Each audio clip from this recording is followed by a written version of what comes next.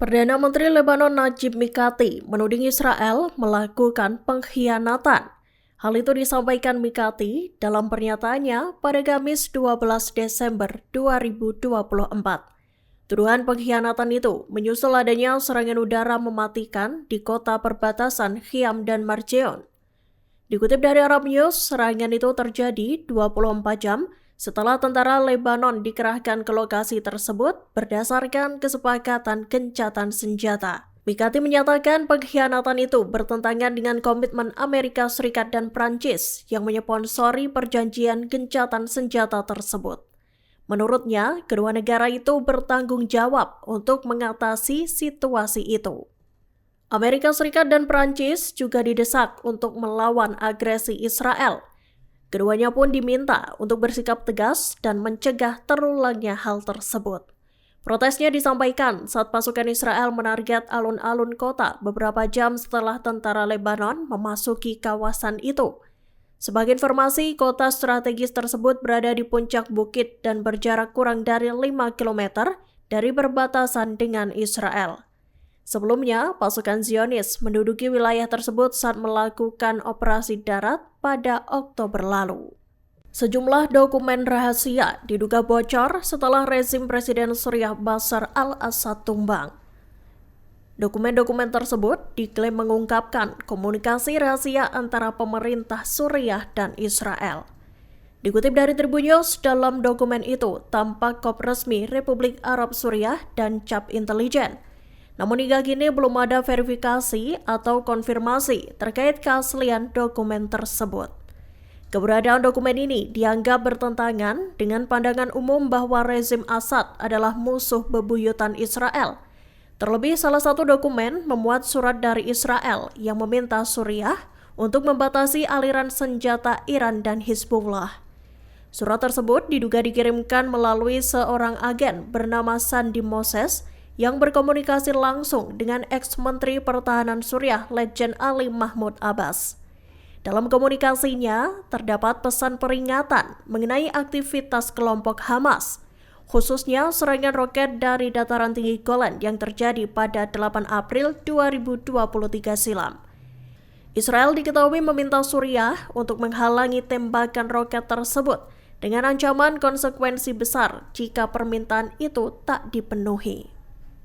Sebanyak 1.750 tenaga medis tewas di tangan pasukan Israel sejak perang berkecamuk.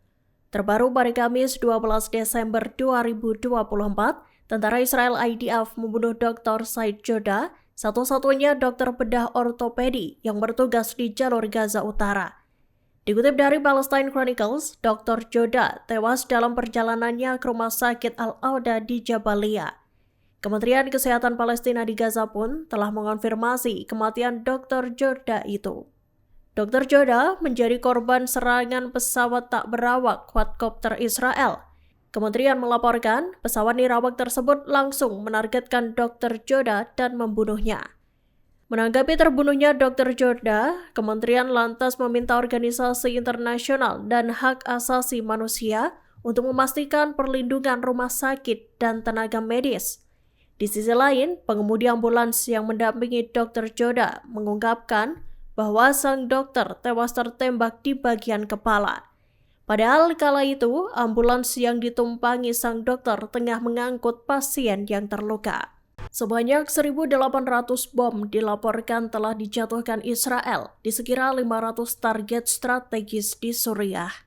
Komando Militer Israel mengklaim pihaknya telah menghancurkan sebagian besar pertahanan udara negara tersebut.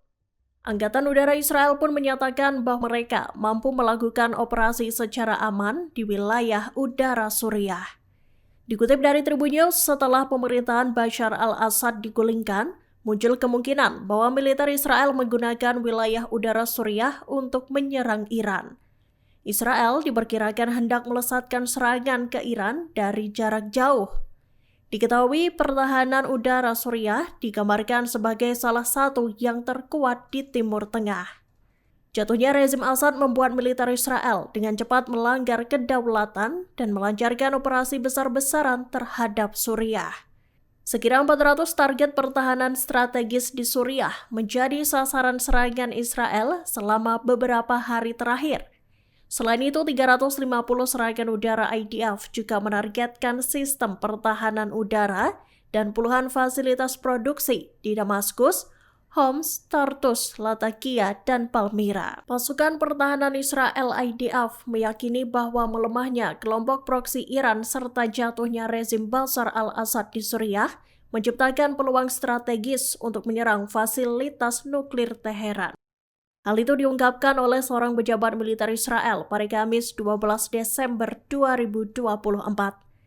Angkatan Udara Israel dilaporkan terus meningkatkan kesiapan operasionalnya untuk menghadapi potensi serangan terhadap Iran.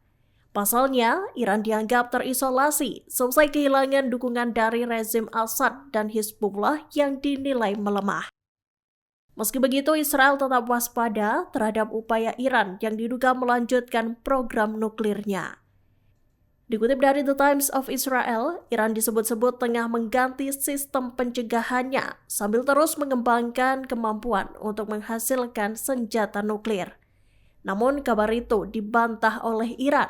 Mereka menampik klaim bahwa pihaknya berusaha mengembangkan senjata nuklir. Teheran menegaskan program nuklir dan luar angkasanya hanya untuk tujuan sipil. Pasukan Israel IDF menyatakan 90% rudal permukaan ke permukaan pertahanan udara Suriah telah dihancurkan. Detik-detik serangan itu tampak dalam rilisan terbaru IDF pada Kamis 12 Desember 2024. Dikutip dari i24 News, Angkatan Udara Israel dilaporkan mengerahkan ratusan jet tempur dan pesawat lainnya dalam operasinya itu. Pihaknya menargetkan jet tempur, helikopter, rudal Scud, UAV, dan sejumlah rudal serta senjata lainnya. Mayoritas serangan itu membuat sistem pertahanan udara Suriah rusak parah. Pangkalan Angkatan Udara Suriah yang turut ditarget adalah Bandara T4 di wilayah utara Damaskus. Dua skuadron Angkatan Udara Suriah yakni Su-22 dan Su-24 hancur lebur. Pangkalan lain yang menjadi sasaran adalah Bandara Blay yang menampung 3 skuadron tempur. Sekira 1,5 kilometer dari pangkalan itu, terdapat lokasi yang digunakan untuk menyimpan rudal dan roket yang juga diserang. Brigade Al-Quds melesatkan rentetan tembakan ke markas komando Israel dengan peluru mortir. Adegan penyerangan itu tampak dalam rilisan yang dibagikan Al-Quds pada Kamis 22 Desember 2024. Diketahui 107 roket Al-Quds menarget situs dukungan logistik dan pasokan di poros Netzarim. Menilik rekaman yang dibagikan, roket-roket Al-Quds itu tampak melesat tepat ke titik target. Malam mencekam terjadi saat Al-Quds mengebom tempat dukungan dan pasokan logistik serta pemancar dan penerima di poros Netzarim. Tak berhenti di situ saja, Al-Quds juga melakukan serangan artileri. Al-Quds mengerahkan konvoi peluru mortirnya ke arah serdadu Zionis. Kendaraan-kendaraan IDF yang berada di dekat jalan A'ad di lingkungan Al-Janina Timur Rafah pun tak luput dari intayan Al-Quds.